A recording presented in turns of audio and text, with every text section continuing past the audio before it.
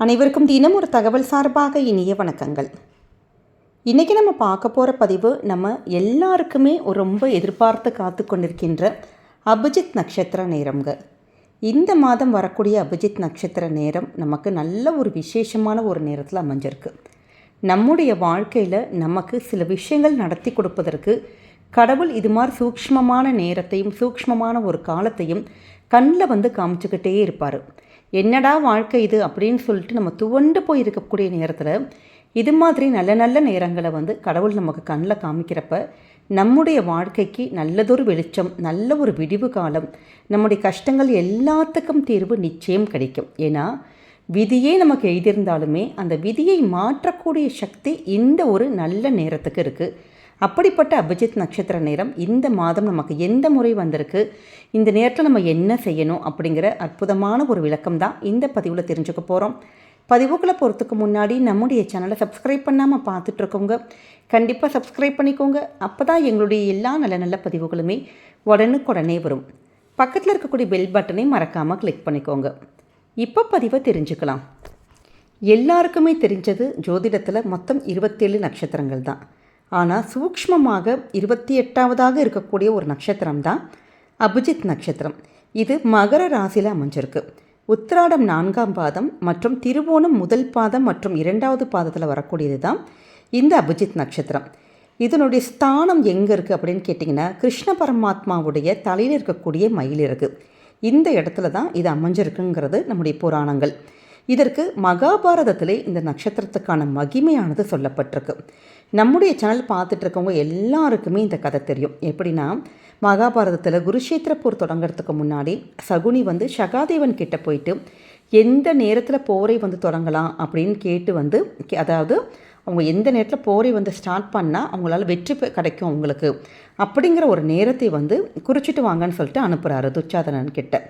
அப்போ ஜோதிடத்தில் மிகப்பெரிய வல்லுநர் தான் சகாதேவன். அவர் தன்னுடைய எதிரிகளாக இருந்தால் கூட உண்மையை தான் சொல்லணும், நம்ம பொய் சொல்லக்கூடாது அப்படின்னு சொல்லிட்டு மறைக்காமல் அவங்க வெற்றி பெறக்கூடிய இந்த அபிஜித் நட்சத்திரம் தோன்றக்கூடிய ஒரு நேரத்தை குறித்து கொடுத்து அனுப்புனாராம். இதை பார்த்த கிருஷ்ண பரமாத்மா அந்த நேரத்தில் கௌரவர்கள் போரை தொடங்கினாங்கன்னா கண்டிப்பாக வெற்றி பெற்றுவாங்க. அதாவது இந்த நேரத்துடைய சூக்ஷ்மமே இப்படி தான். நீங்கள் நல்ல விஷயங்கள் நம்ம நினச்சி வேண்டிக்கிட்டாலும் நல்லதே தான் நடக்கும். அதே நேரம் தவறான ஒரு விஷயத்துக்காக நம்ம வேண்டிக்கிட்டாலும் அது அப்படியே நடந்துடும். இதை பார்த்து பயந்த கிருஷ்ண பரமாத்மா அந்த நட்சத்திரத்தை வானத்தில் தோன்றாத மாதிரி தன்னுடைய மயில் இறகுகளை எடுத்து மறைச்சி வச்சுக்கிட்டாரு. அடுத்த நாள் போர் தொடங்கினப்போ அவர் தான் கிருஷ்ண பரமாத்மா தான் மயில் இறகுகளை மறைச்சிட்டார்ல, அதனால் நட்சத்திரமானது வெளியில் வரவே இல்லை. அதனால் பலன் இல்லாமல் போனதுனால கௌரவர்கள் கடைசியில் போரில் தோற்று போயிட்டாங்க.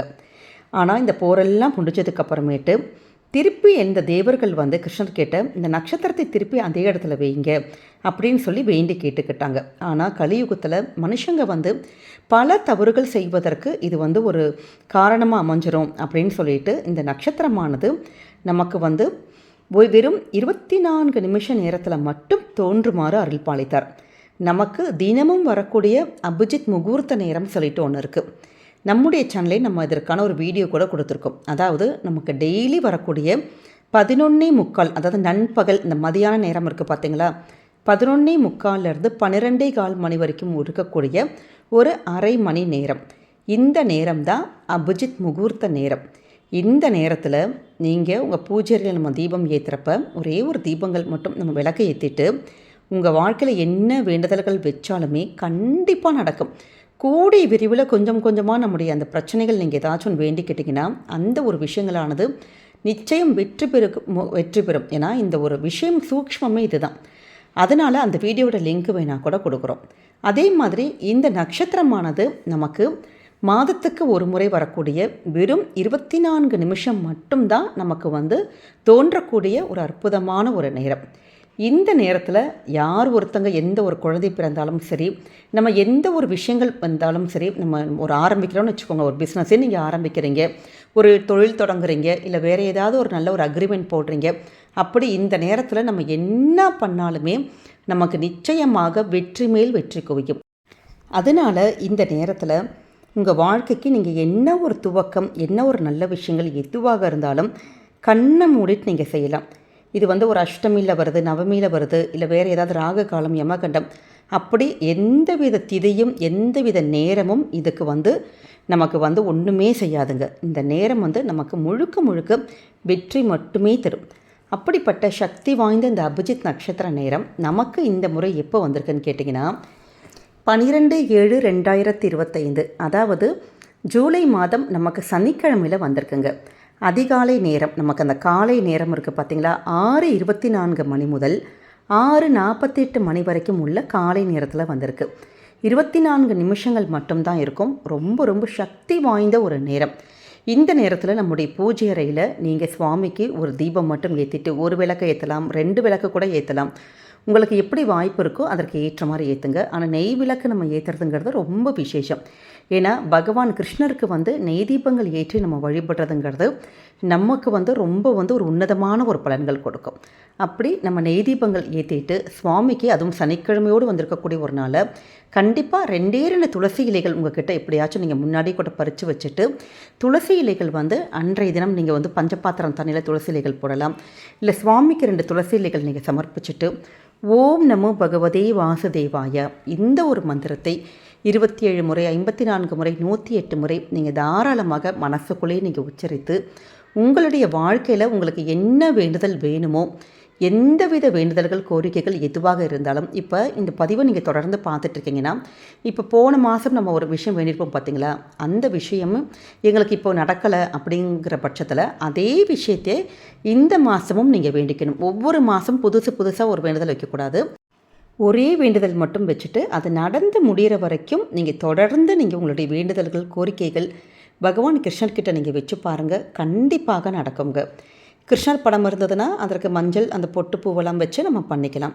இப்போ கிருஷ்ணர் படம் இல்லாதவங்க பெருமாள் படம் இருந்ததுன்னா பெருமாள் படத்துக்கு நீங்கள் பூ வச்சுட்டு அதற்கு முன்னாடி இந்த தீபத்தை ஏற்றலாம்.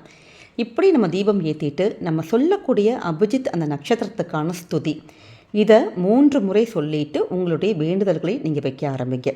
அப்படிப்பட்ட சக்தி வாய்ந்த மந்திரம் அபஜித ஆகமாந்த தீர அபாஜிதாம்பர நட்சத்திரனாம் நாததீய ஜோதினாம் நல கங்காதர பவதாரண சிவச்சிய விஷ்ணு மேதினம் பவதவலாம் சுத பரிபாலய சரணாகத பாகிமாம்.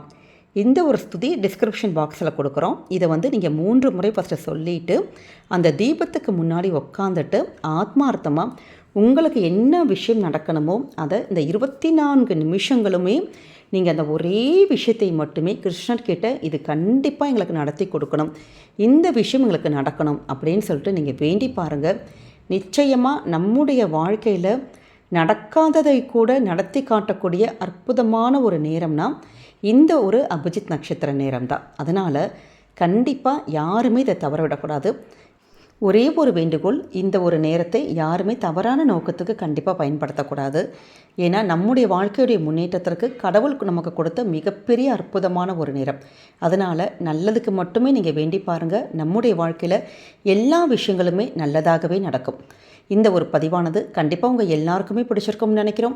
நம்முடைய கமெண்ட் செக்ஷனில் ஓம் கிருஷ்ணாய நமகங்கிற அற்புதமான மந்திரத்தை பதிவிடுங்க. பார்க்குற எல்லாருக்குமே இது ஒரு உந்துதலாக தூண்டுகோலாக இருக்குங்க.